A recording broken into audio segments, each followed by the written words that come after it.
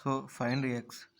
So சம்மில் என்ன கொடுத்துருவாங்கன்னா X power அது இன்ஃபினிட்டிவ் போயிட்டே இருக்குது, ஈக்குவல் டு 4 கொடுத்துருவாங்க.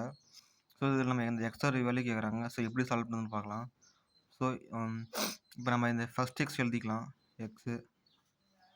ஸோ இது எழுதியாச்சு. பேலன்ஸ் இந்த எக்ஸெல்லாம் இருக்குது. ஸோ இந்த எக்ஸெல்லாம் கவனிங்களேன், இது என்ன அர்த்தம்னா எக்ஸ் பவரில் எக்ஸ் இன்ஃபினிட்டாக போயிட்டே இருக்குது. ஸோ நம்ம அதை தான் கிவ் அண்ட் டேட்டாக கொடுத்துட்டாங்க. எக்ஸ் பவரில் எக்ஸ் அது எத்தனை டைம் போனாலும் சரி அதோட வேல்யூ 4. ஸோ அதே மாதிரி தான் இந்த எக்ஸ் நம்ம இதுன்னு எடுத்துக்கலாம். எக்ஸ் பவரில் எக்ஸ் போயிட்டு இன்ஃபினிட்டிவ். ஸோ அதனால் அதோட வேல்யூ நம்ம 4ன்னு எடுத்துக்கிறோம். இங்கே ஆல்ரெடி இந்த சைடு 4 இருக்குது. நம்ம 4 2 ஸ்கொயராக மாற்றிக்கலாம். சரி இப்போ பாருங்களேன், இங்கே அடியில் 1க்கு வச்சுக்கலாம். இது 4/1. இந்த 4/1 இங்கே போனால் 1/4 வரும். ஸோ அதனால் 2 பவர் 1/4 இன்ட்டு ஆல்ரெடி ஒரு 2 இருக்குது. ஸோ அதனால் இன்னொரு 2 எழுதிக்கிறோம்.